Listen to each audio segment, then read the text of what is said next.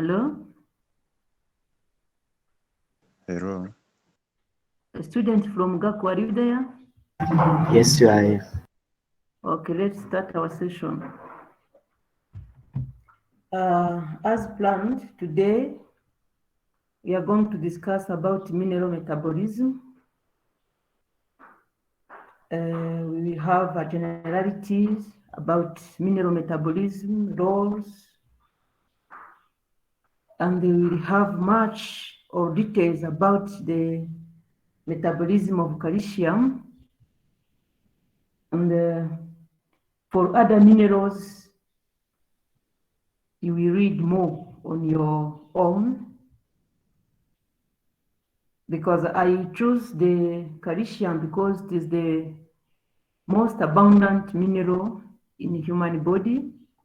Of course, there are other minerals like phosphorus, magnesium, and others. But for our talk, depending on the importance of calcium, our focus will be most on calcium. For other minerals, you will read. Now, minerals are inorganic elements. They are not synthesized in the human body. They are widely distributed in nature, and they are present in the food of plants and the animal origin. So our body cannot synthesize mineral. They cannot change. They stay in our body, in their nature, and excreted as they are.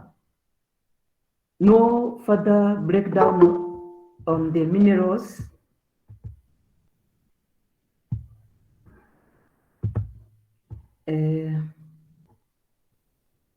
That's in general about the minerals. You know, if we say they are not synthesized in the body, automatically you see it is a must, or we need to consume minerals through diet. Minerals in the human body serve for various structural and functional roles. They are essential it is essential to ingest minerals through diet, as I was saying. They are essential because they are to be ingested through diet.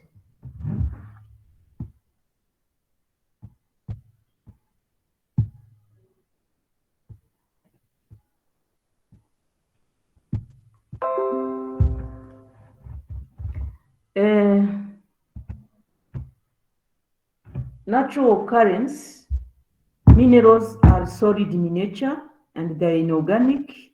They have different chemical composition. They are crystals due to internal arrangement of atoms. So all minerals are like crystals.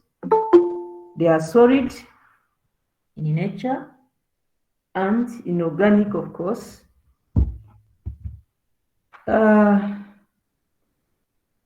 Minerals ingested are not changed in the body. They are not destroyed by heat, light, acid, or mixing. So we ingest minerals through diet. They remain unchanged until they are excreted. And those remaining in the body remain unchanged. Nothing can change their nature. We have two broad classes of minerals. We have macrominerals and microminerals. Those available at the percentage between 60 and 80%. They are macro minerals, while those available in less than 20%, they are called micro or trace minerals. They are present in small amount. Those macro minerals or principal minerals or chief minerals, remember, we are not saying principal chief in terms of quantity, so in terms of function, but in terms of quantity. As a mineral can be a trace, but very important than macro mineral. I repeat, saying principal minerals or chief minerals that does not have any relationship with the importance of the mineral. It is just about the amount, but not importance. Body needs macro minerals relatively in large quantities. Minerals present in body tissue, they are present in body tissues at concentration greater than 50 milligram per kilogram. And those macro minerals, they are required at amount greater than 100 milligram per day. They are macro because they are present in the tissue. For each kilogram of the tissue, there is greater than 50 milligram of those minerals. And they are required at a rate of greater than 100 milligram per day. So they are macro minerals. They are needed in a high amount. Here we have 7 names of macro minerals. We have calcium, we have phosphorus, sulfur, magnesium, sodium, potassium, and chloride. All these are our 7 macro minerals.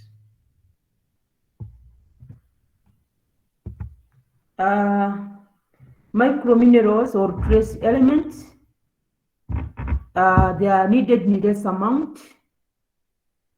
Their presence in tissue is less than 50 milligram per kilogram of the tissue of the body, if I can say. And their requirement is less than 100 milligram per day. So they are needed in small trace amount. Here we have the name of 10 essential trace elements.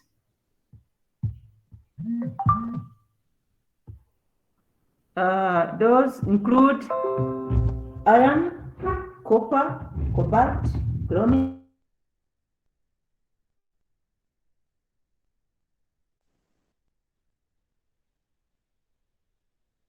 These are the top 10 essential elements, trace elements, I mean. Nutritionally important minerals are here presented just to show their concentration.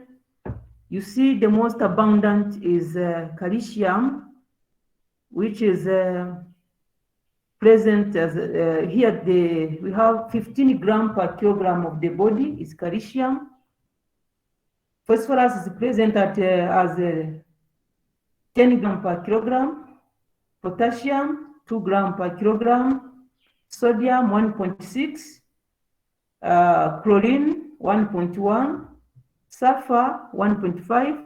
Magnesium 0.4 grams per kilogram of the body. For trace elements, iron is the most among trace elements. Iron is present between 20 to 50 milligram per kilogram of the body, and zinc occupy 10 to 50 milligram, copper 1 to 5, molybdenum 1 to 4, and so on. Just here to show the amount in the body. We see among trace elements, iron is the most abundant. Among macro, calcium is the most abundant mineral.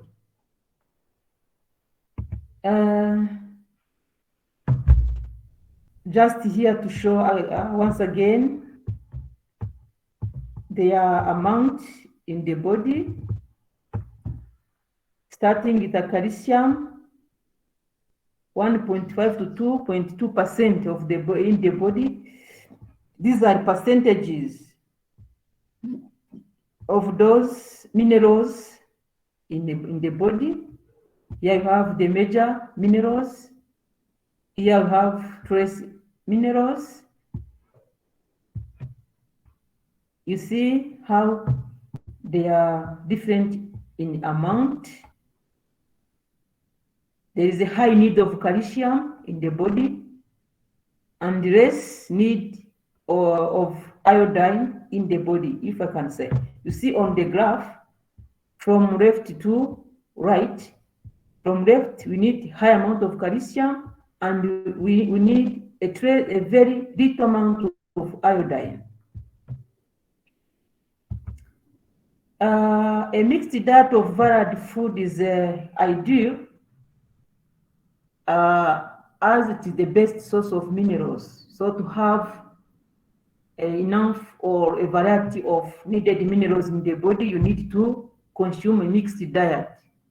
Here we say a mixed diet. For example, you can consume more than one types of grain, for example, or more than one type of food. When you take fruits, there is a source of minerals in the fruits. You take legumes, you take a varied types of food to have enough amount of minerals.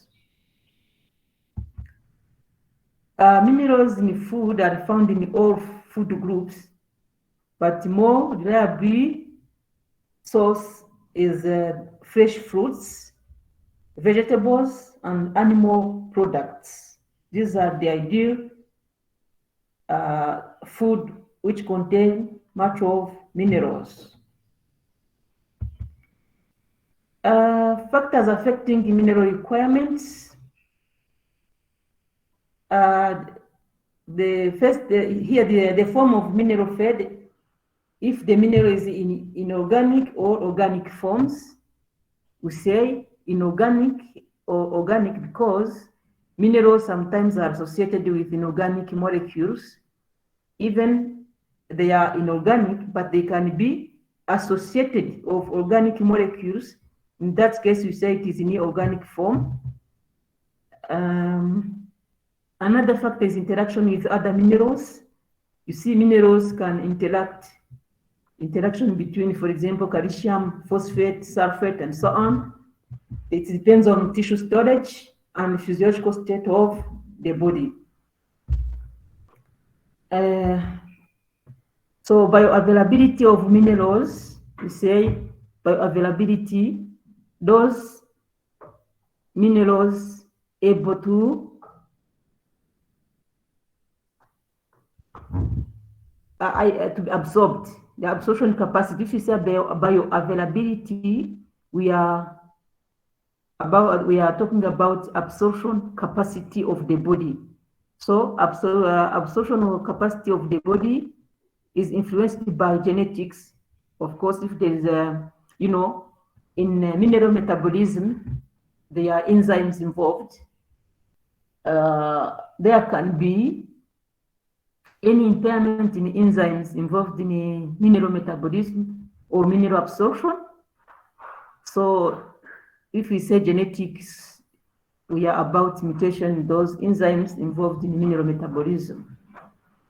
Other factor is aging. As we age, most of molecules or most of organs get, if I can say, tired, or they are losing functional ability.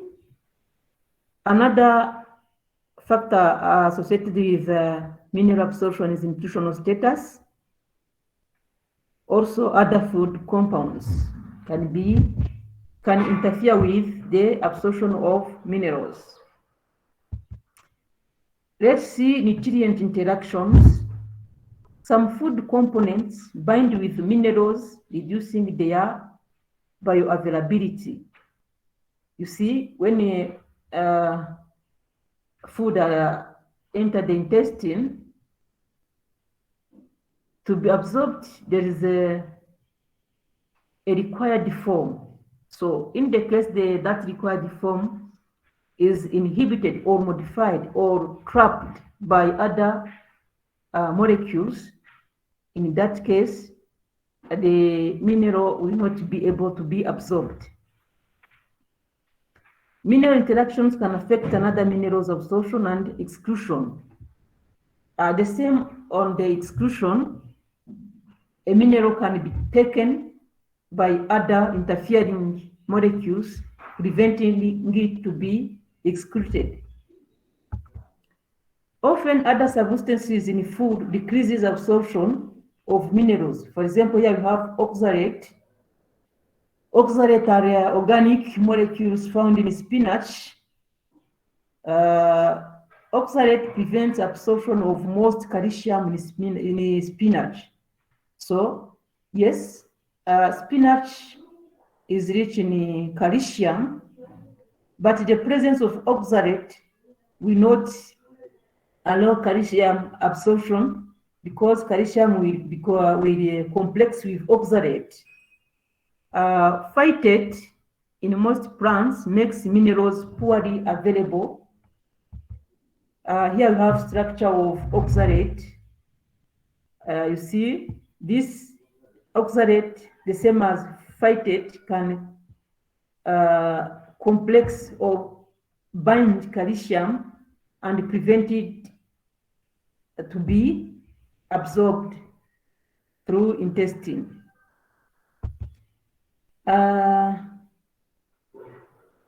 Uptake and transportation of minerals. For example, phosphorus binds with magnesium in the small intestine. So, magnesium absorption is limited when phosphorus intake are high. You see, as long as there is magnesium and phosphate groups, there will be formation of magnesium sulfate, which is insoluble. So in the case of a high content of phosphorus in intestine, magnesium will not be absorbed into the blood circulation because it will be retained by phosphorus. Phosphorus in the body is present in terms of phosphates. So the high concentration of phosphorus will not allow magnesium absorption.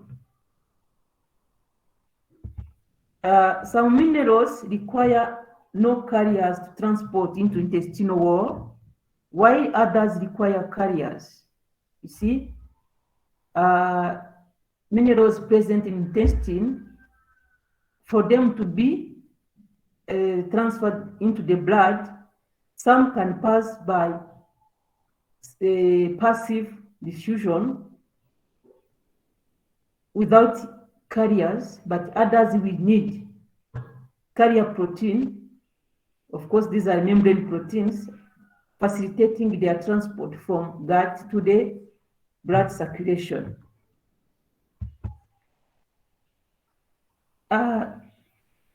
So exclusion and regression site of minerals mainly is small intestine and kidneys. This absorption and exclusion, what is in the intestine, after absorption, the waste is excreted as in feces. So some minerals are excreted in feces, and those circulating in the blood will reach the kidney, and excess will be excreted in the urine.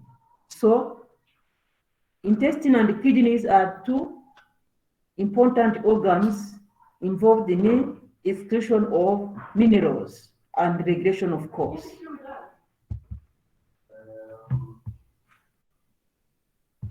General functions of minerals. Here we are talking in general. As I told you before, We will talk in general about minerals, but finally, we will have a details about calcium. For other minerals, you will read on your own, and you have enough material. You remember, I think you visited the platform to get the reading document. They are very good. These are book chapters where you can read about minerals, and there are few pages, like 17 on minerals. So, and they are easy and simple to understand. General functions of minerals. Minerals have structural functions. They serve as inorganic cofactors as they participate they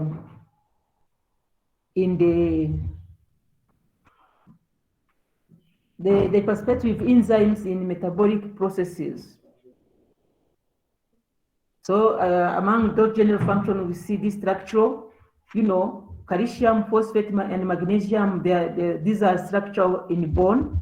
You have sulfur, it's important in the structure of keratin. Now, you remember most of enzymes need the mineral or metal as cofactors. The second function. The third function is that minerals have role in nerve and muscle function.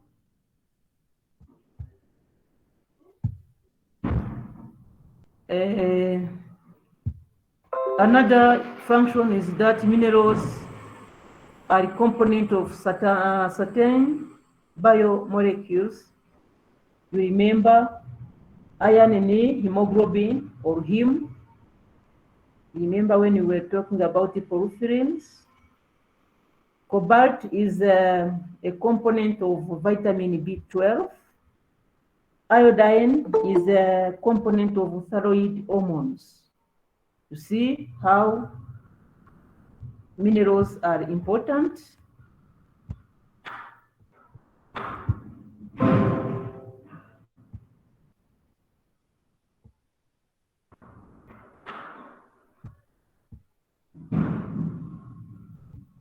Sorry for background noise, but now we are safe.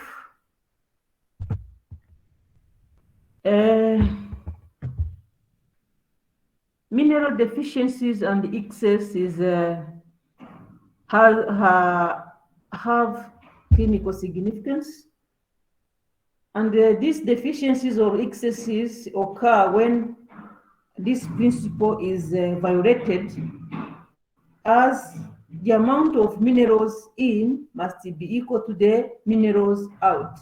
It means when you ingest 1,000 milligram of mineral, we need to excrete the same.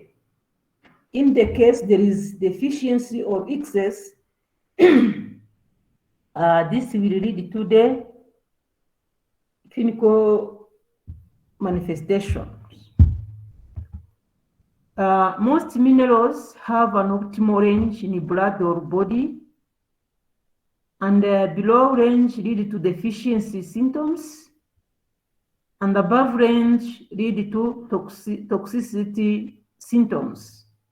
So there should be optimal. It means the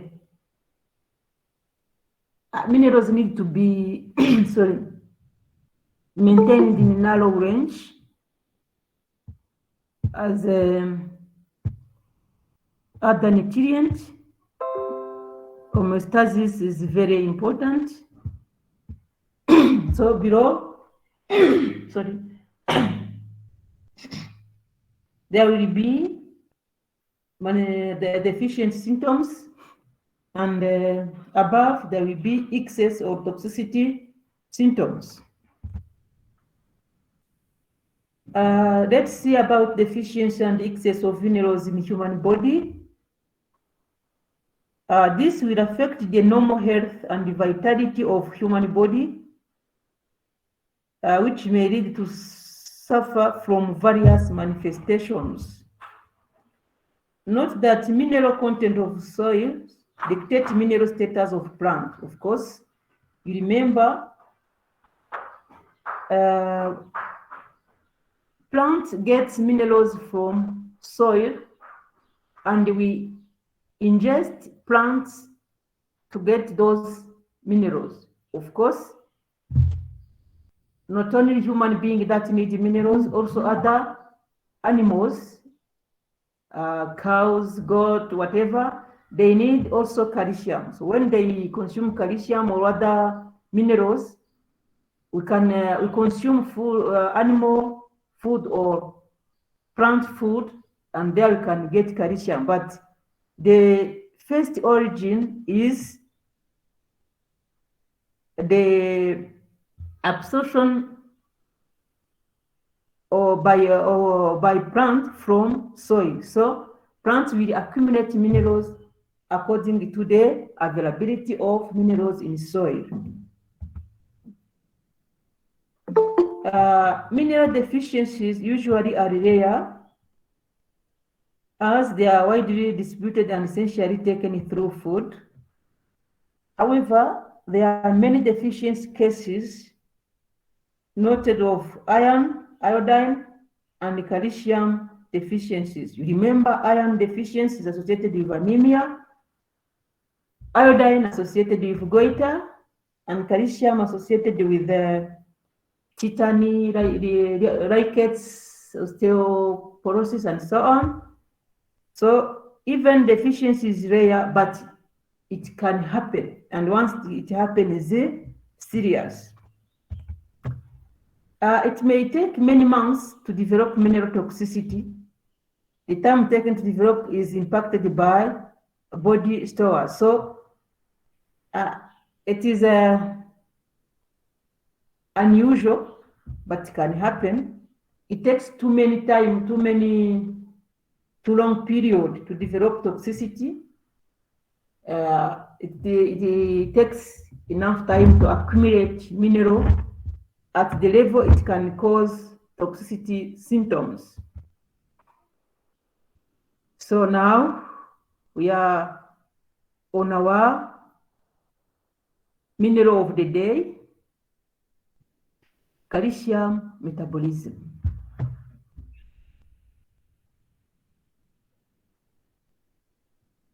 Now, here we have the symbol of calcium. Everybody knows. We say it is divalent because it is 2+. Atomic weight is 40 grams per mole. Atomic number is 20. Nature, they are soft gray alkaline F metals, on the periodic table. It is the most essential abundant macro mineral of human body. It is the 5th most abundant element in Earth's crust. It is the most essential abundant mineral of human body, but in nature or in the Earth's crust, it is the 5th most abundant element.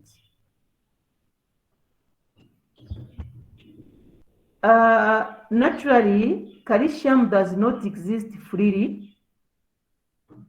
It occurs in form of salt, like limestone, calcium carbonate, like gypsum, and fluorite.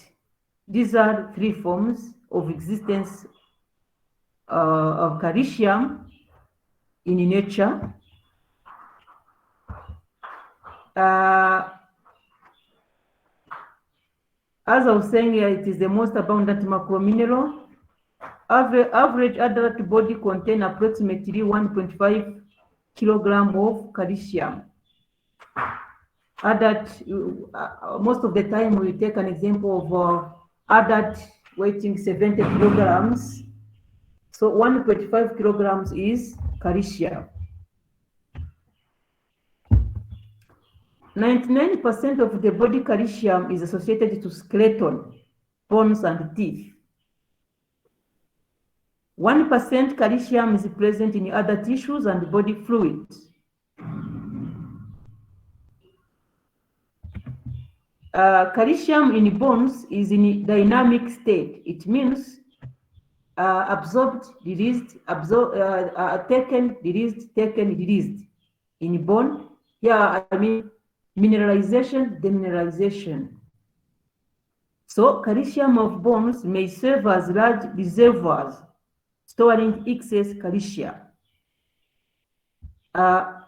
Bones release calcium when extracellular fluid calcium concentration decreases.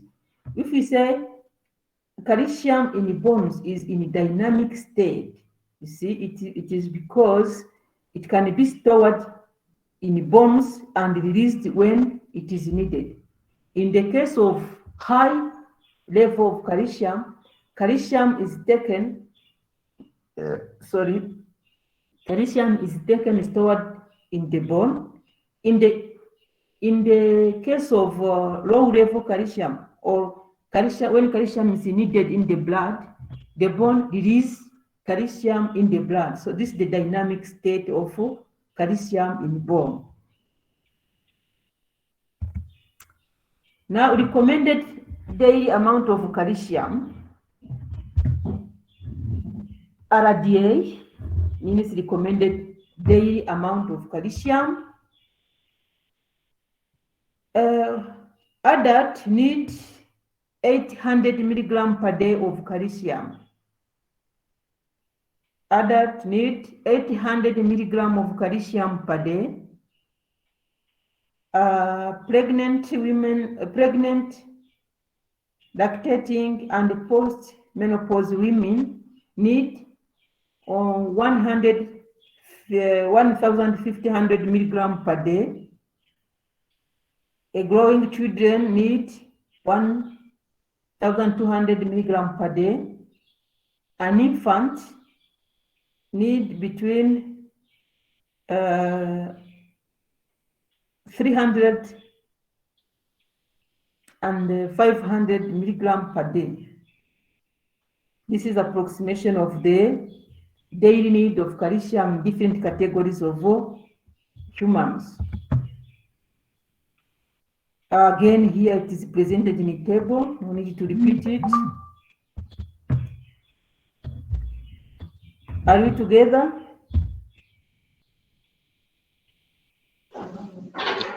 Yes, we are. Okay. Yes, they are together. Good. Dietary calcium sources. The richest food containing calcium include milk and milk products. When you say meat products, we say cheese, yogurt, and those products of milk, millet, wheat, soy flour, sardines and salmon, and all foods of vegetable origin contain high level of calcium. This is about food rich in calcium. Absorption of calcium occur in the small intestine and in the duodenum and first half of jejunum. These are a part of the gut where calcium is absorbed. To be absorbed, calcium must be in a soluble and ionized form. Because calcium salt are in absorbable forms. As I was saying, that the presence of other molecules can prevent absorption of a given mineral. So most of minerals are absorbed in a ionized form, and their salt cannot be absorbed. Absorption depends on need of calcium to body. Particularly, absorption is high during growth, pregnancy, and lactation. This is the way, the time calcium is needed at high rate. It is highly absorbed from the gut or It is needed in diet for a growing children, for pregnant women and lactating women. Transport mechanisms. Calcium can be passively transported. This passive transport is an unsaturated paracellular, and this process is less efficient. So no regulation here because calcium can go on one side or on the other side without intervention of hormone or any other regulator. So it is inefficient because it cannot help maintain the calcium concentration when on high on one side when it is needed. This is the transport, but the most important is active absorption of calcium. Remember, active means against gradient concentration.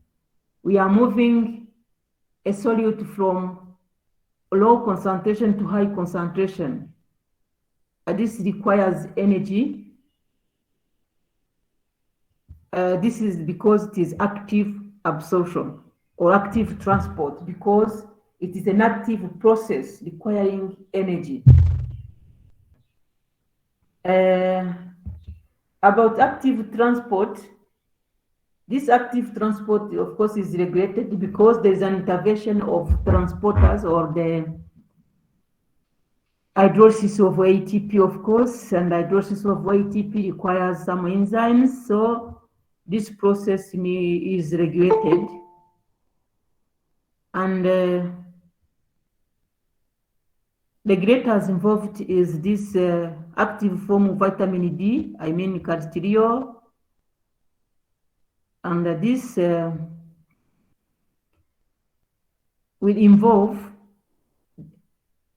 the transportation of calcium involve a protein binding calcium called the calcium binding protein, abbreviated as carbindin.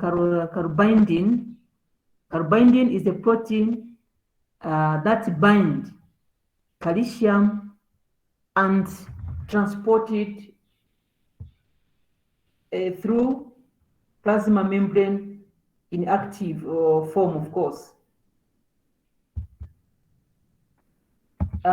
Here,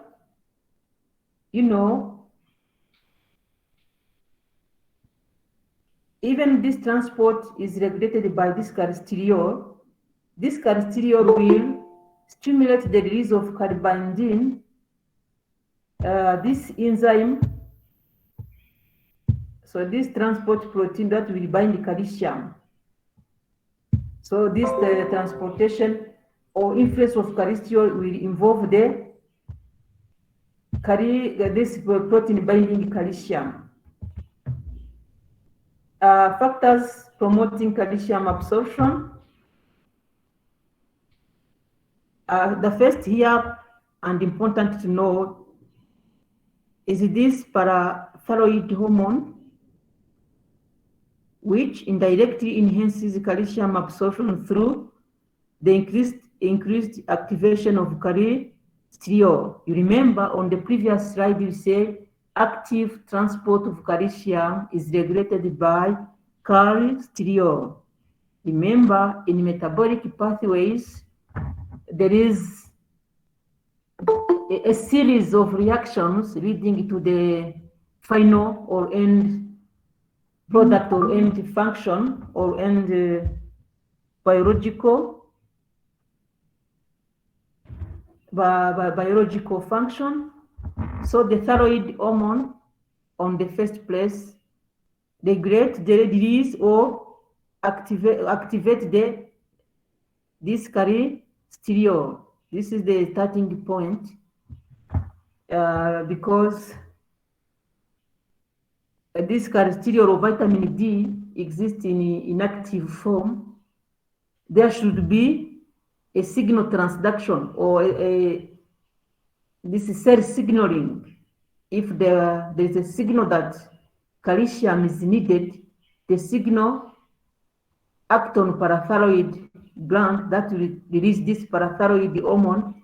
Parathyroid hormone act on the inactive form of vitamin D, then it gets activated, then continue in the process that will increase calcium in the blood. Now, this cholesterol, ariko abantu bari kwadimitinga bavuye bari kutuderanja ndagira ngo mbihorere. Okay, as I said before, this cholesterol or activated form of vitamin D induces the synthesis of calcium binding protein. You remember a protein, the synthesis of protein, you remember from DNA, RNA to protein, how replication, transcription, then translation. So this cholesterol will act as activator of transcription factor or gene expression.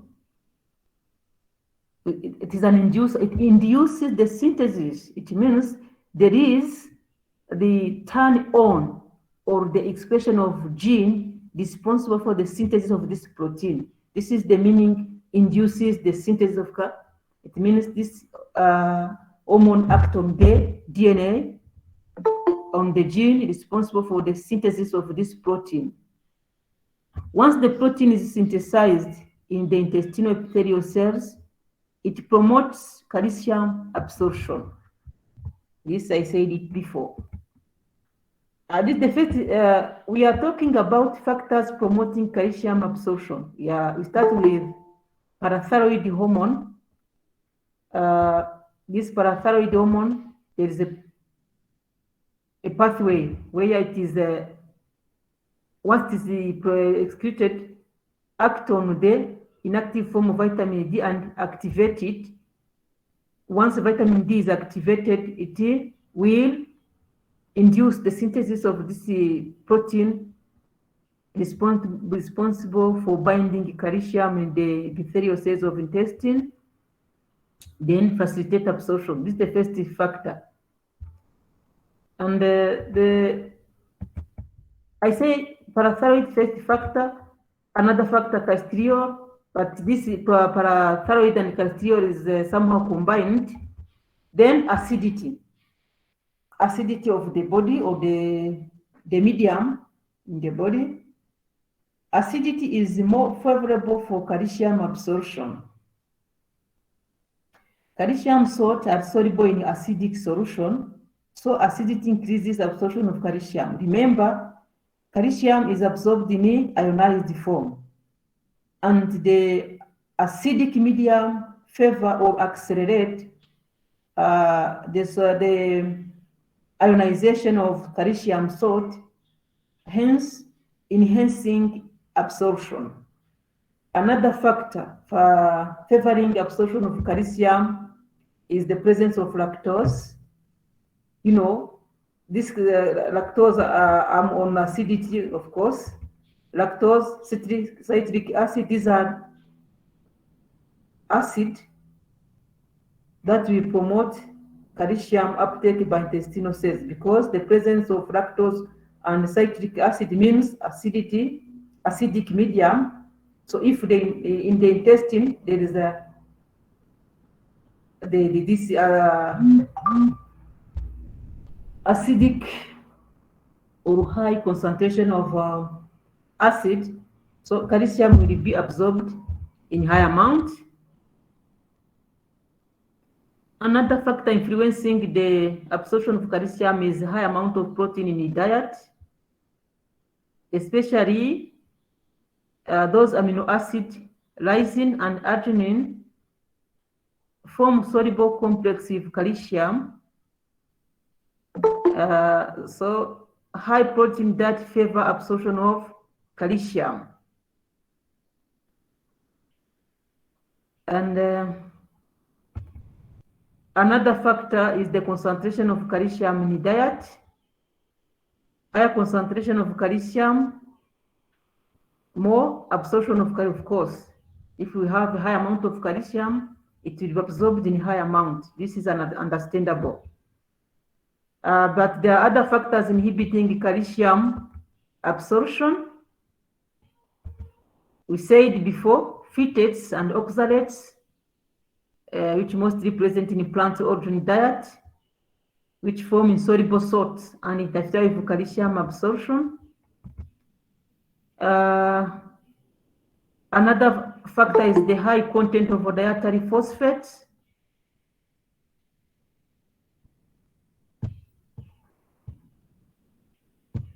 You remember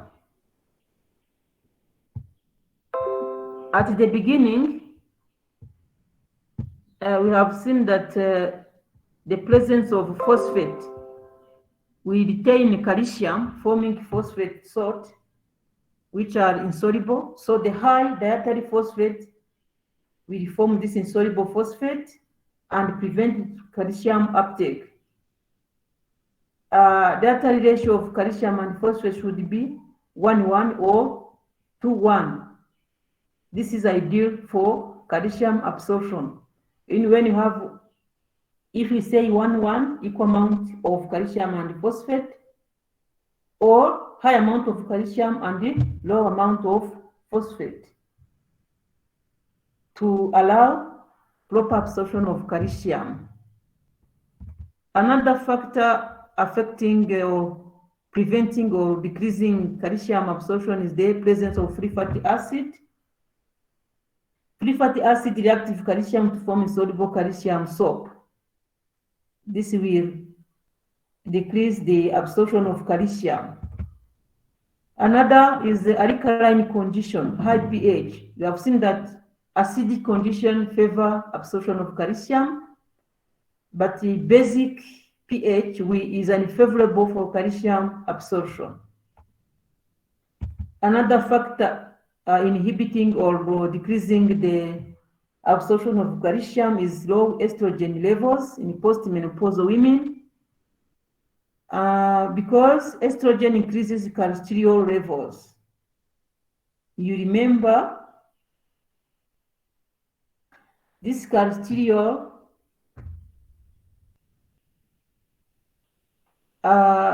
there is a mechanism of regulation, of course. The presence of cholesterol will stimulate the release of calcium in the blood. Once calcium is high in the blood, the system of absorption is inhibited. So the low level of estrogen will increase cholesterol level. When cholesterol level is high, the absorption of calcium at the kidney and intestine is inhibited. So there is a low rate of absorption of calcium at the kidney and intestine level. Another factor affecting calcium absorption is the dietary fiber. Caffeine and sodium also interferes with calcium absorption. Another factor is the amount of magnesium in the diet. Excess magnesium in the diet inhibits calcium absorption, as magnesium competes with calcium for absorption. You remember, absorption of calcium is done by a calcium binding protein. Calcium is a divalent, and the magnesium also is a divalent ion. So a high amount of magnesium in the diet will compete with calcium or caribindin, so interfering with the absorption of calcium. Are we together? Yes. Good. Now we finish with the factors inhibiting absorption of calcium. Let's see body distribution of calcium. Remember, total content of calcium in adult. Ideal weight for adult here is 70 kilogram. 1.5 kilogram is calcium. We have seen that a high amount of calcium is in bone and teeth. 99% of this 1 kilogram, 1.5 kilogram, 99% is in teeth and bones, while 1% is in blood and tissue. So the calcium occupies 2% of total body weight. This is a repetition saying that 99% of calcium is in bones, 0.8% of calcium in soft tissue, intracellular fluid, and 0.1% in blood, extracellular fluid. Here we have 3 forms of circulating calcium. At this case, we are on this 0.1% circulating in the blood. It is in the form, there are 3 forms of circulating calcium.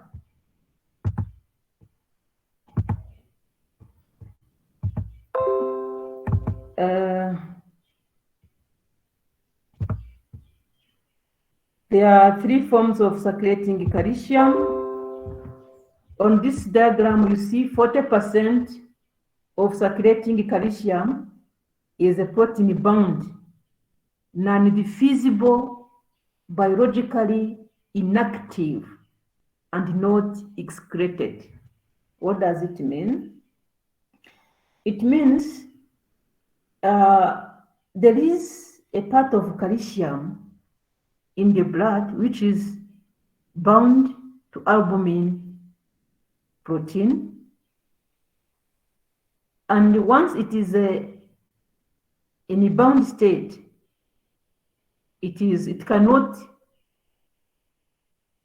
participate in any metabolic process. It is inactive. The same, we said that it is not non-diffusible. It cannot pass through the glomerulus to be excreted in the urine. It is not possible. It remains in the blood as it is. There is 10% of calcium, circulating calcium, complexed with phosphate, bicarbonate, and citrate. Also, there is 50%, if I can say, a half of circulating calcium is in the form of iron, ionized form. So when you look here below, you see when you are calculating total calcium, to calculating total calcium for an individual, you take ionized form plus protein bound plus complexed form.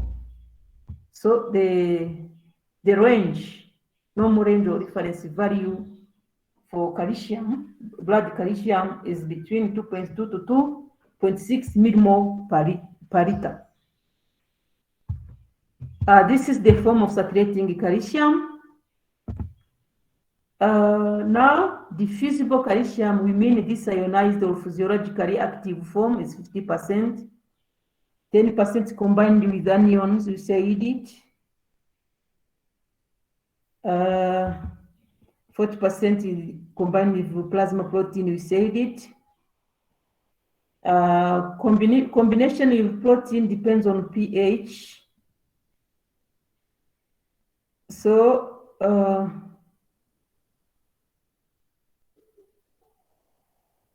as the pH decreases, if I can say, as the medium is becoming more acidic, so the calcium tend to bind to protein. Just here to say that 0.2 millimole per liter calcium on each pH unit. It means there is 0.2 millimole per liter of calcium is bound with protein for each pH unit. It means as pH decrease, it becomes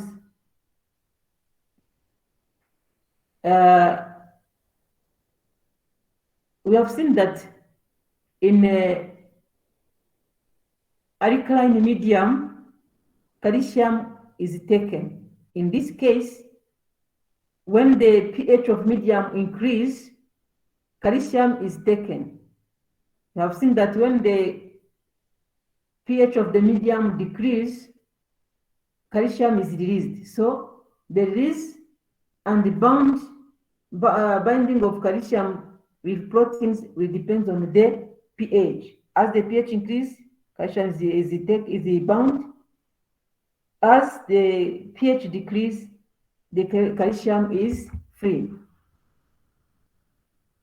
The normal serum total calcium is between 9 to 11 milligram per deciliter or 2 to 3 millimole per liter. It depends on the unit. Normal level of the ionized, free or diffusible physiological forms of calcium varies between 4.5 to 5.6 milligram per deciliter or 1.1 to 1.4 millimole per liter. This is the normal levels. When you say there's no issue of deficiency or excess. Here we are talking about, we are talking about ionized, the active form should be in this range.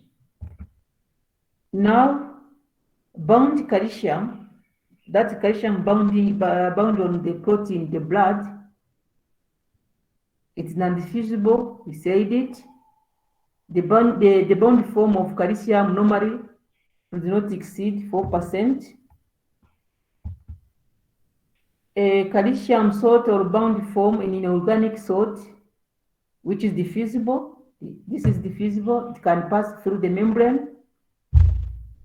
This is in the form of calcium phosphate and the calcium citrate, should not exceed 1%. Now that was about forms of calcium in the blood and the normal values for those forms of calcium. Now let's see biological functions of calcium. Calcium is widely distributed in the body. It is involved with many functions to keep the body vital and active. It is a major, the first role here to mention is the structural role. We said it before. Calcium is a major structural element in the vertebrate skeleton, forms bones and teeth. This is structural role in bones and teeth. Also calcium along with phosphorus, magnesium. Here we are talking about structural role or the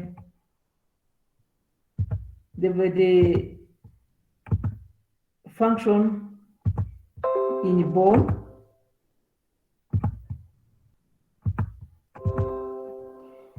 Now we are on calcium in bone. In bones, calcium is associated with phosphorus and magnesium to form the inorganic matrix of the bone as hydroxyapatite crystals. These hydroxyapatite crystals gives tensile strength to the bones and teeth. You see, the matrix of bones is made of calcium, phosphorus, and magnesium in this complex or in this molecule called hydroxyapatite crystals. Here you have a molecular formula of hydroxyapatite. You see, We have 10 calcium, 6 phosphate, hydroxide. Hydroxide group is here also present. And this, there will be also involvement of magnesium in a complex structure. In bones, you have two kind of cells. You remember, we have osteoblasts and osteoclast. So osteoblasts, you see, they are precursors of osteocytes. If I can say, they are immature cells that will give rise to osteocytes, and those osteoblasts are responsible for bone formation. In other words, bone mineralization. And osteoclasts are for bone resorption. So osteoclasts favor the release of minerals from bone, while osteoblasts favor the addition or uptake of minerals in the bone. So bones undergo mineralization during osteoblastic activity, as I was saying. Yeah, question. Yes, question. What do you mean by bone resorption? Bone resorption means it is opposite of formation. So it is like dissolving, but you know, we said calcium is stored in bones. When there's excess, calcium is taken and stored in the bones. Once it is needed, bone will activate to release calcium. In this case, this is a bone resorption. Bone are being shrinking, if I can say. So minerals are taken from bones. It is a resorption because some those minerals are being removed from bones. Now it is opposite of bone formation. In other words,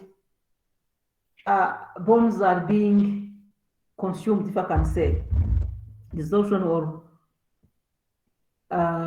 shrinking, if I can say. Something is being removed from bones, resorption.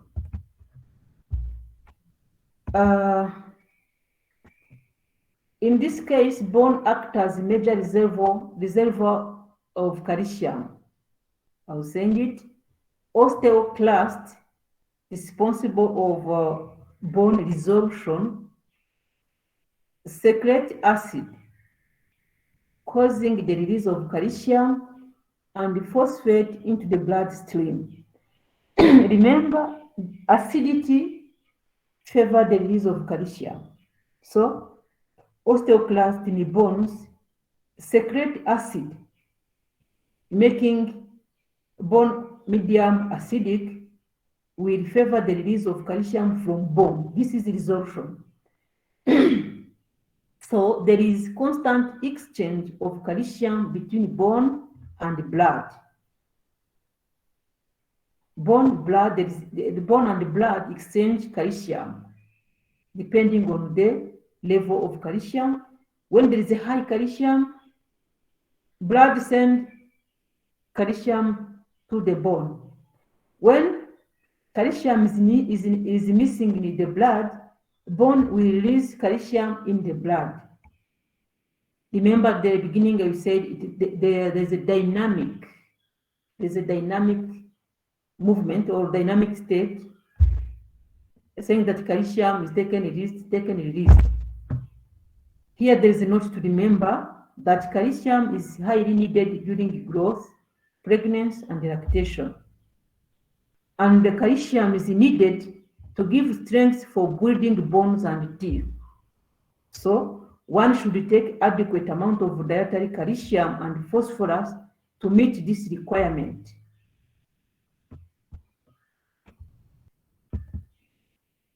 Now we finish with the structural law. Now let's see the role of calcium in muscle contraction. The ionized free form of calcium interact with the muscle protein troponin C to trigger muscle contraction. Also, calcium activates ATPase. This is an enzyme, a plasma membrane at the same time an enzyme. So calcium activated to increase interaction between actin and myosin during muscle contraction. You see, contraction is energy consuming, so ATP needed to be hydrolyzed to provide energy for this actin myosin interactions during muscle contraction. So calcium has a role in excitation and contraction of muscle fibers.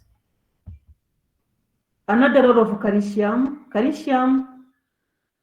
have a role in nerve impulse conduction. So ionized calcium transmit nerve impulses from presynaptic to postsynaptic region. I think this you know in physiology. Another role is the role of calcium in hormonal actions, where calcium serves as second and third messenger to form certain hormonal activities. When we say second messenger, you know, here we are talking about receptor ligand interactions. When the ligand bind on a receptor on cell surface, this is the first messenger. A signal is given inside the cell. So inside the cell, that signal will be received by either cyclic adenosine monophosphate or calcium, and calcium also signal another cascade inside the cell. This is the meaning of second messenger. So calcium play this role of transmitting a signal inside the cell, especially in activity of certain hormones. For example, here you have calcium calmodulin complex, which mediates the hormonal action. This calmodulin is a calcium binding regulatory protein which binds with 4 calcium ions. It serves as a messenger during hormonal action by stimulating protein kinases.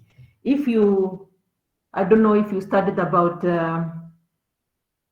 cell communication or cell signaling, where the binding of ligand on the receptor activate a cascade of enzymes inside the cell. So in this pathway, the binding, the complex, this calmodulin binding on calcium will serve as messenger that activate or stimulate the protein kinases.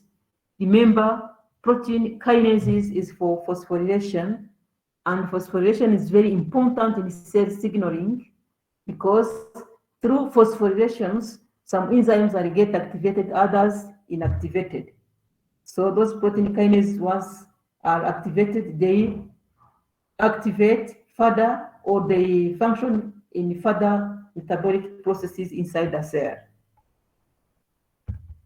Now, epinephrine also requires calcium as second messenger at the time of its action, the same as vasopressin or antidiuretic hormone also require calcium as a third messenger during its action. When you have time to read about the epinephrine action or vasopressin action, you will find this intervention of calcium in transmission of signal in the functioning of those hormones. Now, calcium is a part of enzymes, and here we have a list of enzymes activated by calcium and mediated by calmodulin. And here, sometimes calcium performs its function when bind or complex with calmodulin, or when it is alone. Just here to show enzymes that need calcium in their functioning.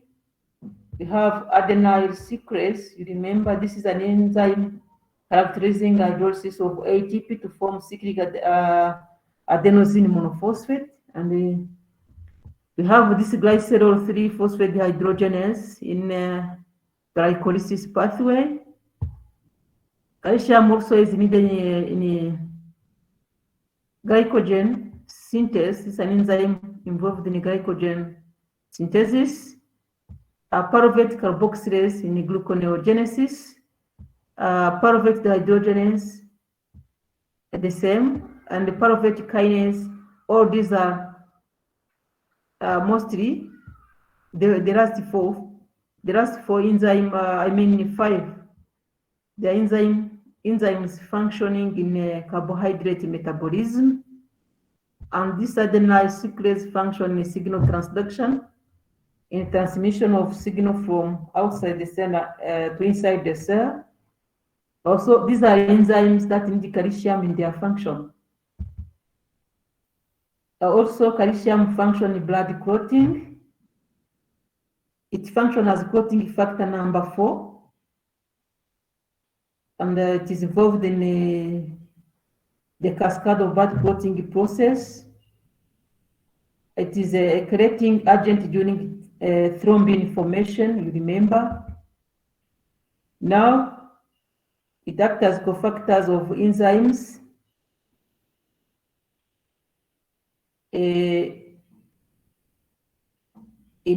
For example, for this pancreatic lipase have this calcium as a cofactor. It is a cofactor for ATPase and succinate dehydrogenase. And calcium also play a role in secretion of hormones, where it stimulates the release of parathyroid hormone, insulin, calcitonin, and antidiuretic hormone.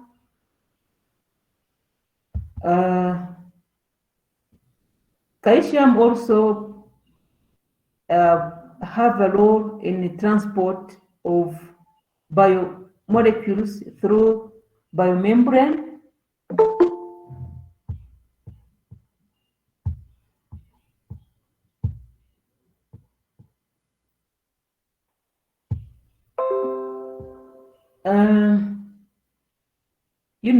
The cell membrane is generally impermeable to calcium ions. So the entry of calcium into the cell is via calcium channels by calcium-sodium exchange mechanism. So to this level, you see, calcium favor the transport of sodium. Also, there are different calcium channels located in the membrane of various cell organelles. Another function of calcium, or the effect of calcium, is that calcium prolongs systole. In the heart, when heart pump blood, you have systole and diastole. So calcium acts on heart and prolongs systole. So the high level of calcium may lead to cardiac arrest in systole. Reason why, when calcium is to be infused, it should be infused very slowly to avoid the cardiac arrest. You see how hypercalcemia is this risk is very risky, or increase the risk of cardiac arrest, because it imposes the heart to stay or to rest or to remain in systole, prolonged systole.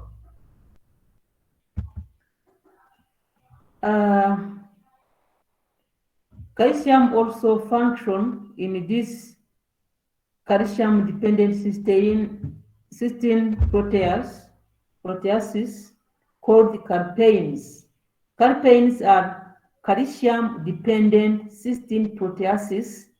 Remember, proteases are proteins responsible for hydrolysis or degradation of proteins.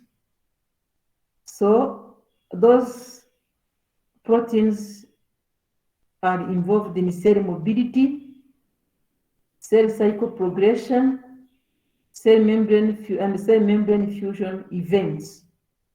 So those proteases, these are enzymes, need calcium. They depend on the calcium on their functioning. Cell fusion, those proteases have a very important role in cell fusion in myoblasts, neurovascular exocytosis, and platelet aggregation. Those carpains functions in cell fusion in myoblast, in exocytosis in neurovasculars, and platelet aggregation. Now, increased concentration of calcium in cells, it means increased carpain activation. So high level of calcium will lead to the activation of those proteases. And when those proteases are activated, there will be unregulated proteolysis. Proteolysis are hydrolysis of proteins, of course. So hyperactivity of those proteases lead to irreversible tissue damage. Let's come again on this information. Come again on this calcium-dependent cysteine proteases. We have seen that proteases are enzymes involved in proteolysis, degradation of protein. So, high amount of calcium will increase activation of those proteases. And those proteases will lead to the unregulated proteolysis. And this will lead to irreversible tissue damage. Which tissue? You see, you have, it is about heart, neuron, and about platelets, where those proteases are mainly located or function. Now, calcium is a key component in the maintenance of cell structure. You see, because it's high level, we will end with destruction of the cell. You see, if all proteins in the cell are abnormally destroyed, you know, this is a problem. So calcium is a key component in the maintenance of cell structure. Membrane rigidity, membrane permeability, and viscosity are partly dependent on local calcium concentrations. Also, membrane rigidity, you see when the membrane becomes rigid. In other words, the membrane is not functional, it's unfunctional. Or permeability means to let things pass through the membrane, or viscosity, all depends on the concentration of local calcium. Calcium promotes transportation of water and iron across the membrane. It promotes excitability of cell membranes. It regulates cellular secretory process such as endocytosis, exocytosis, and cell motility. Calcium also has a role in cell-to-cell contact, cell-to-cell communication, and cell adhesion in tissues. Calcium is added to mother's milk during the lactation phase of women. Remember the role of calcium to strengthen, mainly to strengthen bone and teeth. Of course, it intervenes in different biological function of the body. Now let's see regulation of blood calcium. Now, regulation of blood calcium. The normal level of total serum calcium is about 9 to 11 milligram percent. We said it is very essential to maintain the constant range of calcium for normal health and surveillance of human body.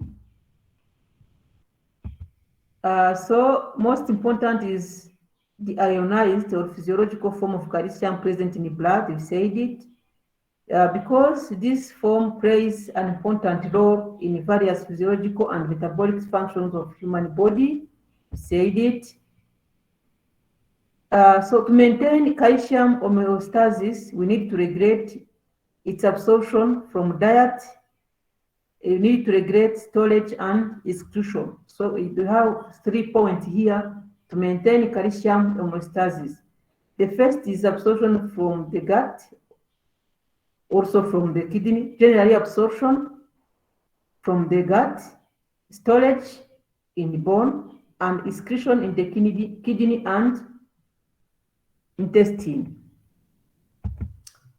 Factors regulating blood calcium levels, you remember, we talked about parathyroid hormone, vitamin D, and calcitonin. Let's see the role of those 3 factors or 3 hormones. Parathyroid, calcitriol, and calcitonin cooperatively works to regulate the transiently increased and decreased levels of serum calcium. How? Let's see about parathyroid hormone. You remember parathyroid hormone is produced by parathyroid gland and initially synthesized as proparathyroid, and there will be 2 proteolytically cleavage to release a functional parathyroid hormone. You see, this is a thyroid gland, and among this thyroid gland, there is something in yellow showing the parathyroid gland. Here we have a picture to show. Initially, hormone is produced as parathyroid hormone. This is unfunctional. Now the first cleavage will release a segment to form parathyroid hormone. Then at the second cleavage, we remove another part to make a functional hormone. This is a parathyroid hormone. This is the vesicle we are studying. This is just to show the release.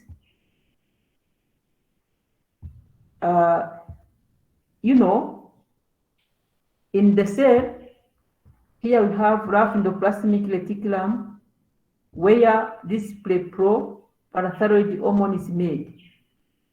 From rough endoplasmic reticulum, there is a transfer in the smooth for processing, of course.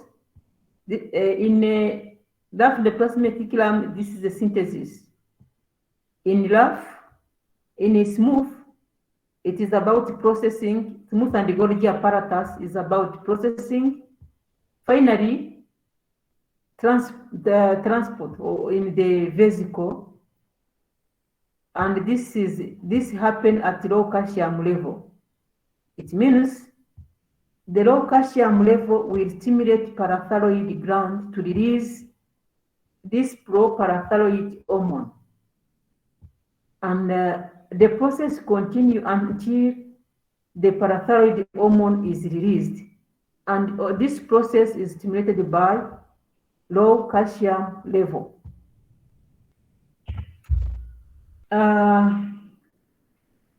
As I was saying, the secretion of parathyroid hormone are promoted by low calcium level concentration in the blood.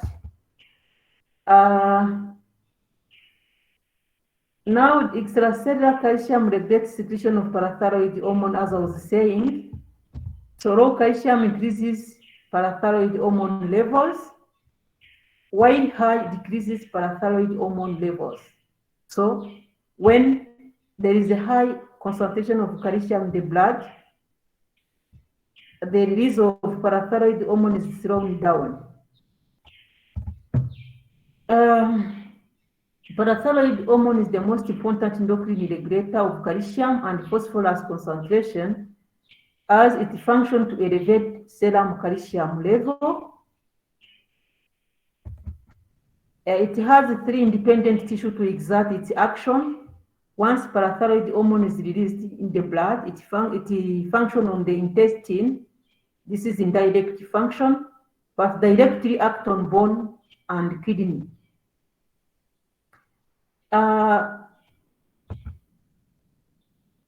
The main effect here, we are trying to indicate how it functions. We have seen that on intestine is indirect, but on bone and kidney is direct. You see, stimulate the parathyroid hormone. We have seen that it stimulates the activation of vitamin D, and this vitamin D will increase intestinal calcium absorption. And this parathyroid hormone stimulates bone resorption, the release of calcium from bone. Also, it increases renal tubular calcium reabsorption. So on the intestine, it increases absorption of calcium from diet. On bone, it stimulates the release of calcium from bone. At the kidney, it increases renal tubular reabsorption. As I was saying, parathyroid hormone acts directly on bone to stimulate resorption. I said it. This releases calcium into the extracellular space and the fluid slowly. This is not a rapid process, but slowly, little by little. The classification of demineralization of bone carried out by osteoclast, we said it, and blood calcium level rise. Note that this is being done at the expense of loss of calcium from bone, particularly in the case of dietary calcium deficiency. We are consuming food poor in calcium or short in calcium. So there is a claim of calcium in the blood. Parathyroid gland are estimated to produce this parathyroid hormone, and this parathyroid hormone will activate vitamin D until you have this calcitriol, and this calcitriol will act on bone to release calcium, act on the kidney to absorb calcium, and act on intestine to absorb. But as there is not enough calcium at the intestine, so there will be accelerated bone desorption. So there is a G protein coupled receptor in the osteoblast increase cyclic adenosine monophosphate and activate protein kinase activity. As I was saying, a signal is given on osteoblast, and this is the first messenger on the osteoblast receptors. Once this cyclic adenosine monophosphate is produced inside the cell, this is through, first of all, the low level of calcium produce this parathyroid hormone. Parathyroid hormone bind on osteoblast in the bone. A signal is given. Adenylyl cyclase is activated to produce this second messenger, cyclic adenosine monophosphate, and this CAMP will activate protein kinase inside the cell, and this protein kinase will produce a biological function in the cell. So in this case, it inhibits the osteoblast function.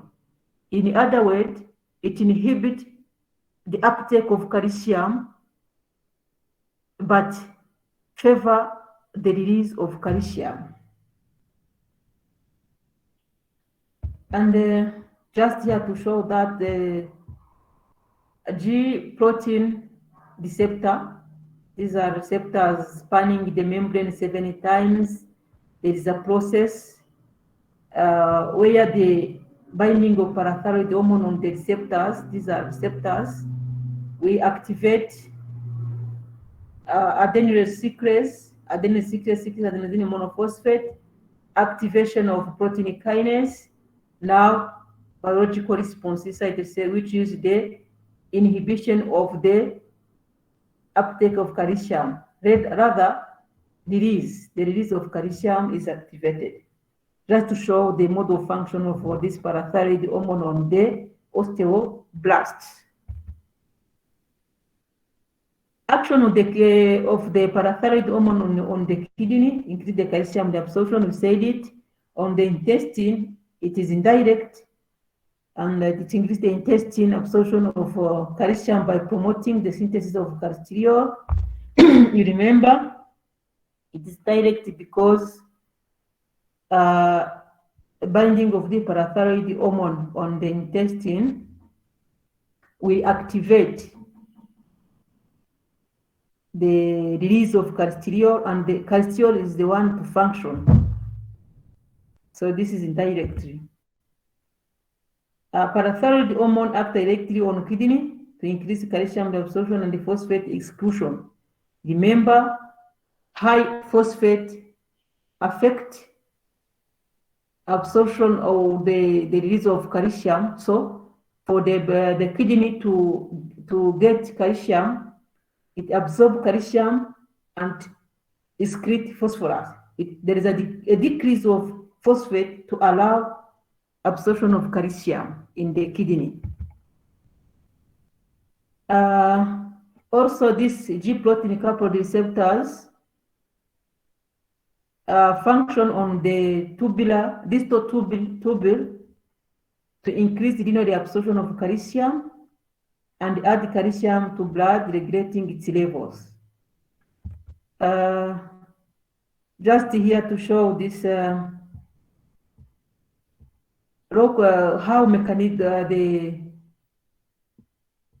the pathway is working. Low calcium concentration of calcium in the blood activate the release of parathyroid hormone. Parathyroid hormone act on bone to release calcium from bone to the blood. It acts on the kidney to decrease the loss of calcium in urine. Also, it activates vitamin D, and vitamin D acts on the intestine to enhance absorption of calcium from intestine. I said it. Cholesterol has several effects on the intestine and the kidney that increase absorption of calcium and phosphate into the extracellular fluid. Important effect on bones deposition and bone absorption, I said it.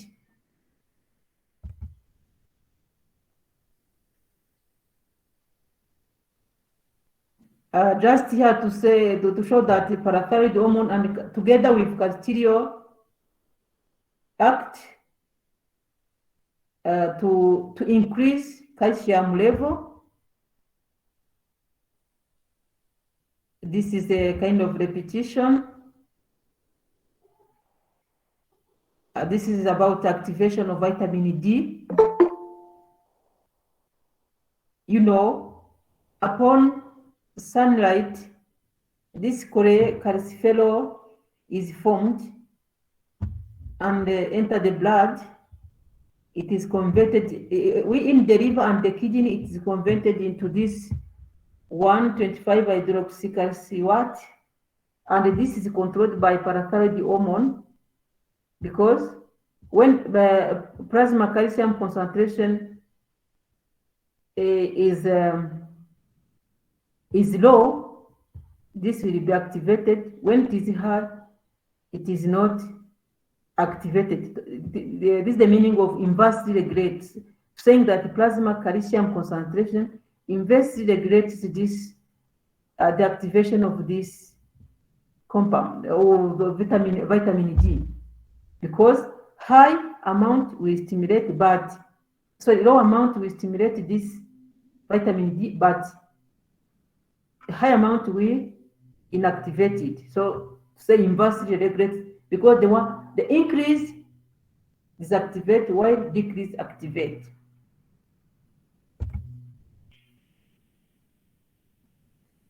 We have seen that this parathyroid hormone and calcium act on 3 target organs. We said it. They try to increase the blood calcium level by their hypercalcemic action. We said it.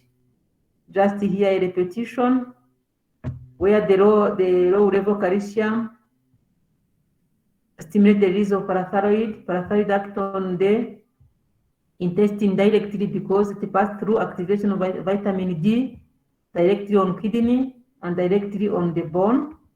This was said. On intestinal mucosal cells, active form of vitamin D, I mean calcium, enters intestinal mucosal cell, act like a steroid hormone. You know, steroid hormone, these are soluble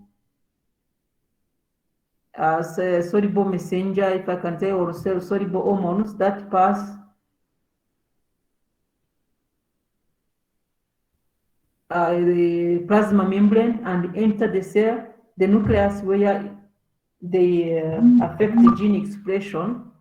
So this calcium stimulates the biosynthesis of carbindin, a calcium binding protein, by gene expression. This is, I will say it before. This protein binds dietary calcium in the gastrointestinal tract and promotes absorption and diffuse in blood. I said it before. Saying that it acts on renal tubules and increase tubular renal absorption of calcium from plasma, ultrafiltrate, thereby decreasing excretion of calcium. I said it, the absorption through renal tubules. The reabsorbed calcium by renal tubules and add calcium to blood, thereby increasing blood calcium level. Yes. On bones, I said it. It causes the calcification of bones. To release bond form of calcium into free form, characterized by increased activity of alkaline phosphatase, which increases the level of blood calcium by increasing also, it is increased to attain the normal level. Just here to try to repeat what we said before for greater capture. Now remember, the low intake of dietary calcium may increase the bone resorption by parathyroid to regulate blood calcium level. Now this is like a take-home message on the effect of high or low level calcium in the blood, or the impact of a low intake of dietary calcium that will affect bone. So this may decrease the blood calcium content of bones, leading to weakness in bone, manifesting bone pain and recurrent bone fractures. So the food that does not contain enough enough calcium will affect your bones. So you may experience this weakness in the bones. You may feel pain. This weakness in the bone is manifested by bone pain and the recurrent bone fracture.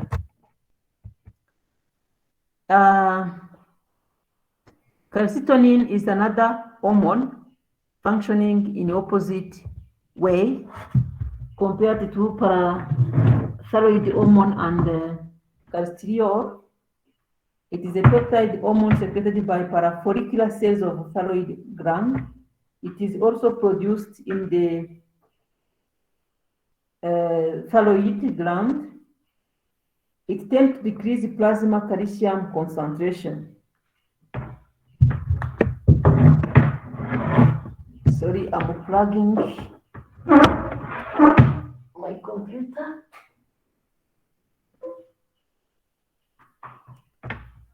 So are you together? Yes. Okay. Yes.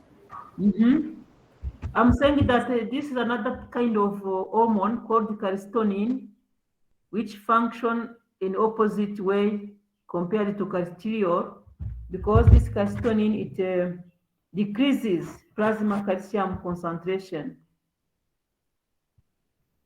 Whenever the blood calcium goes above 11 mg/%, the calcitonin, by its hypocalcemic action, tries to lower the increased blood calcium levels. You see, on the first, we have seen that parathyroid hormones are released when calcium level is low. Now we are on the case when calcium level is very high or is beyond the normal range. When calcium level is beyond the normal range, there is a release of enzyme hormone called calcitonin, and this calcitonin function to decrease that high amount of calcium. It promotes the bone mineralization or calcification of bones. The blood calcium is taken by bones and reserved. Calcitonin increases osteoblast activity, enhances bone mineralization, promotes bone growth, reduces increased blood calcium levels to attain 9 to 11 mg/%. So it is the one to sense the high level of calcium, then activating it, the process to store it.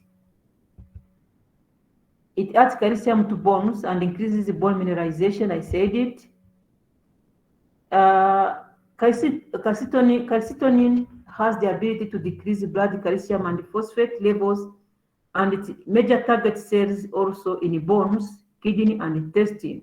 So the target organs for calcitonin is bones, kidneys, and intestine.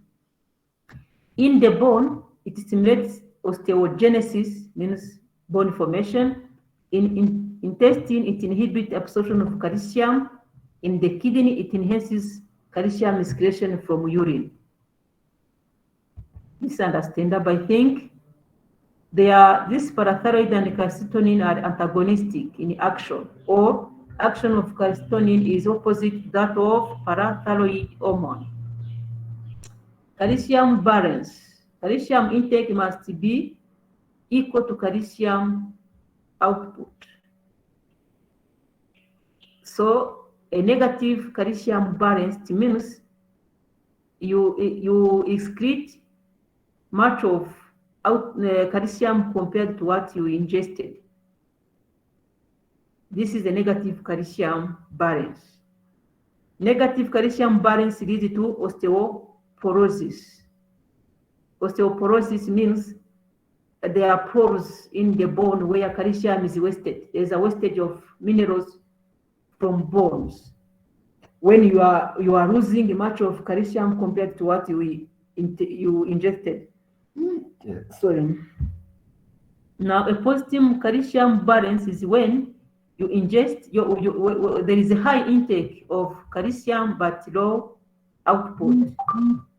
Positive calcium balance occurs during growth. Excretion of calcium is through intestine and kidney, but mostly through the intestine. Much of calcium is excreted in feces, and there's a part also excreted through the kidney, urine, of course. 80% of calcium is excreted through feces, 20% through urine. inabsorbed dietary calcium is mostly excreted out through feces, of course.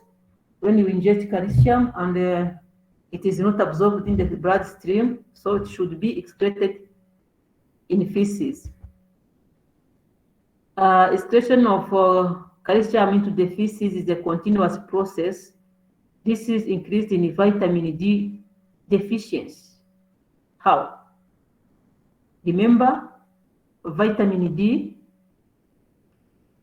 is there to increase blood calcium or absorption of calcium.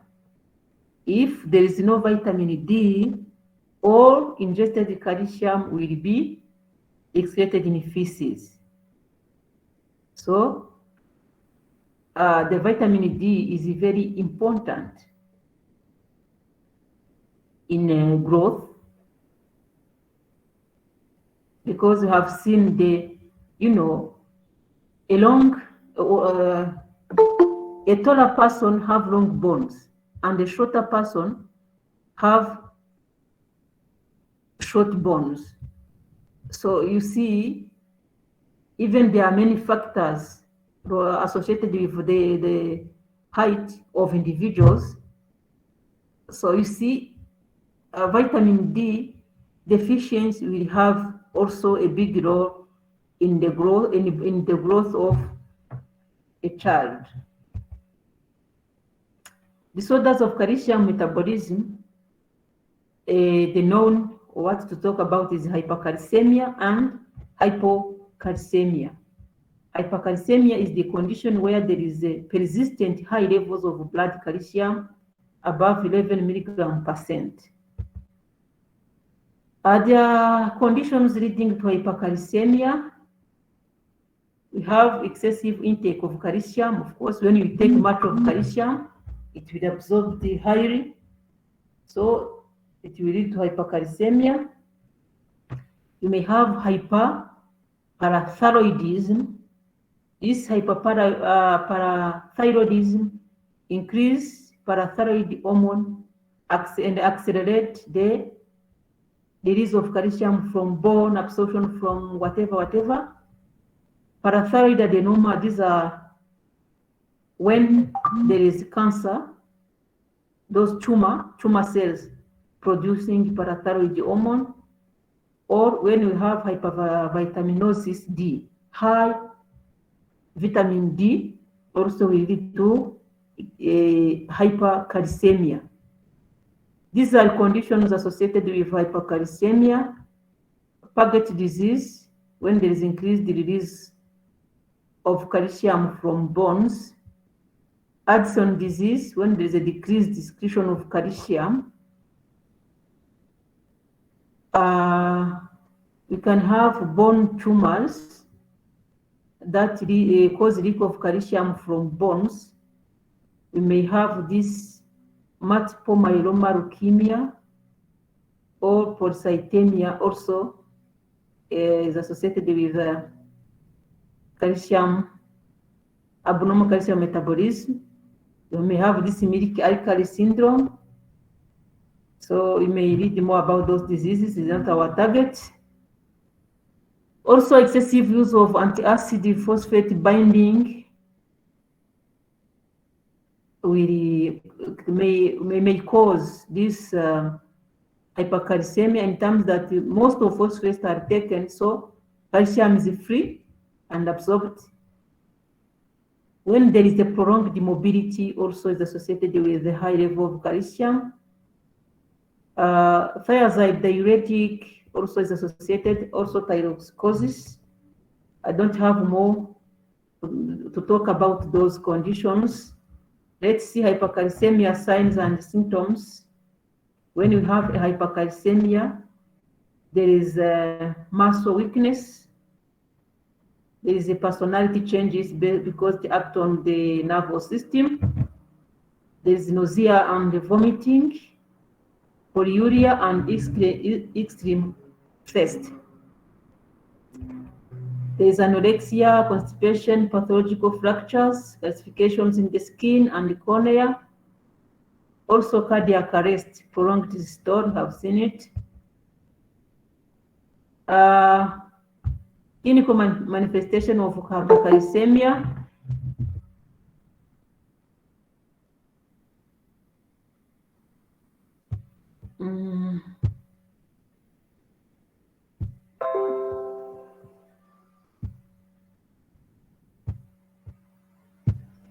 I wish to finish this presentation and have a break.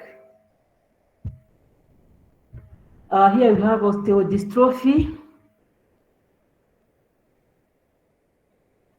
This is the name of the disease. When the bone are not well formed.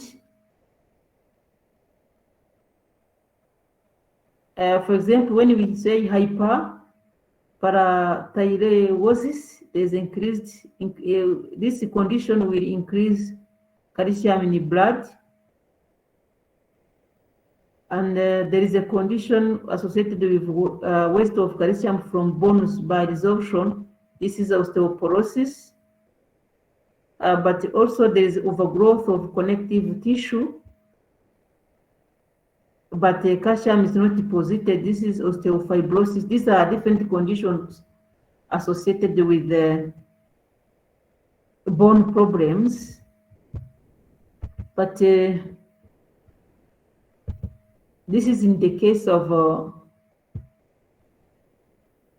when the calcium is released from bones.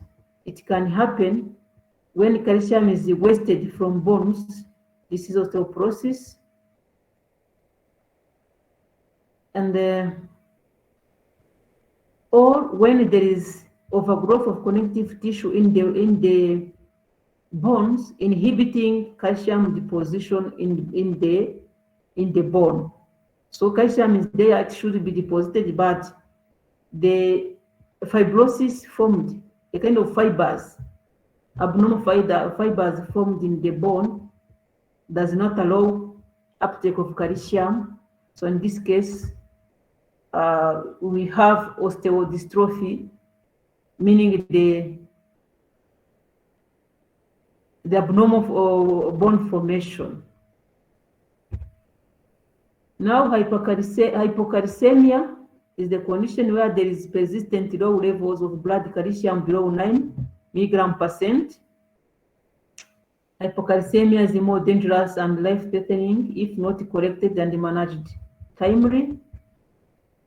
Here you have conditions associated with hypocalcemia: malnutrition, malabsorption, diarrhea, acute pancreatitis, hypoparathyroidism, hypovitaminosis D. We have rickets, osteomalacia, renal rickets, and so on. These are conditions associated with hypocalcemia. Also chronic kidney failure. These are conditions associated with hypocalcemia. Also, you remember about phytate that inhibit absorption of calcium. So hypocalcemia is associated with high diet in phytate. Clinical features of hypocalcemia: we have neuromuscular excitability, we have paresthesia, we have tetany, muscle cramps, and so on. These are conditions associated with hypocalcemia.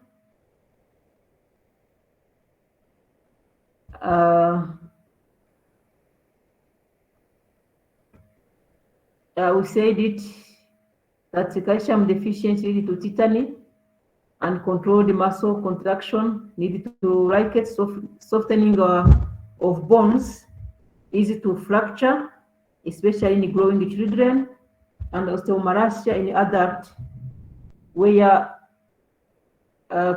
bones are very soft to bend and to fracture. This is about tetany. Manifestation due to hypocalcemia below 7 mg/%. I said it is a life-threatening condition. It happened in an individual whose parathyroid gland are removed. or parathyroid hormones or parathyroid gland are not function due to autoimmune disorder. Low calcium levels affect directly neuromuscular activity, leading to neuromuscular irritability of muscles. Also, low blood calcium increases phosphate in blood, and there is also low urine calcium and phosphorus. Just here to show those individuals with weak bones.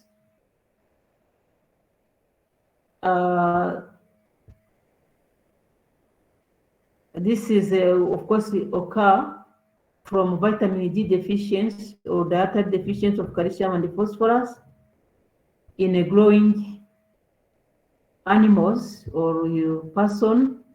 You see how long bones are bent. This is like it. Calcium and osteoporosis. I said osteoporosis is the wastage of calcium or wastage of minerals from bones. It occurs around the 40 age, mainly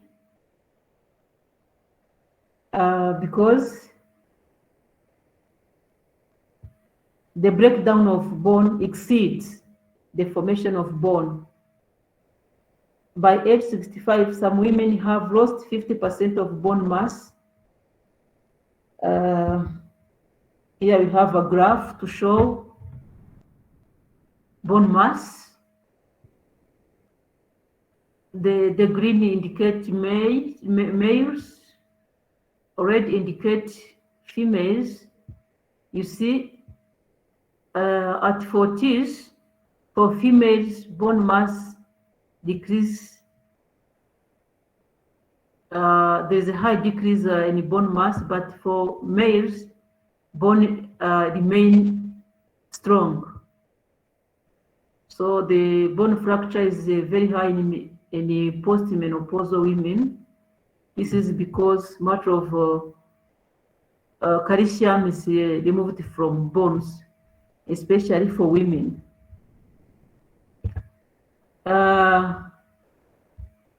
I said osteoporosis is associated with progressive loss of bone density, thinning of bone tissue, and increased vulnerability of fracture in the elderly pupil of bone, both sex, but mostly for women. Bone growth is greatest during linear growth, peaks at around age 30. Just the same of picture to show the peak. You see individual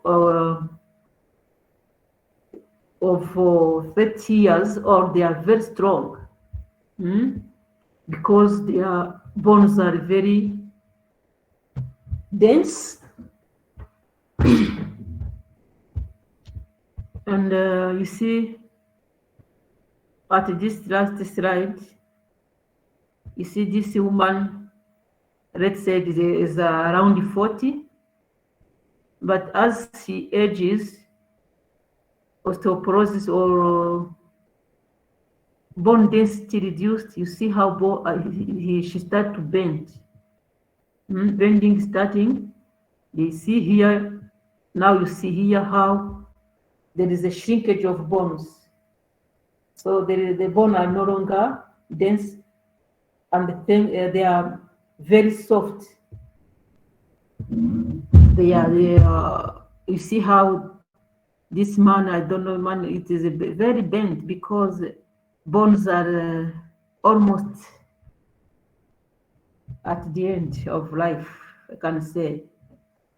So as I say, there is many things to talk about mineral metabolism, but at least I try to detail about calcium, but also, you need to know about sodium, potassium. We can have a little talk about them, but in the provided document I saw, it is very easy to understand. Reason why I encourage you to read on your own. I choose calcium because it has it has many things to talk about, but about the phosphorus, there's no more things to say. The same as magnesium, the same as about sulfur, chromium, cobalt, and so on. I think you have tried to read document on the platform. Have you seen those documents on the platform?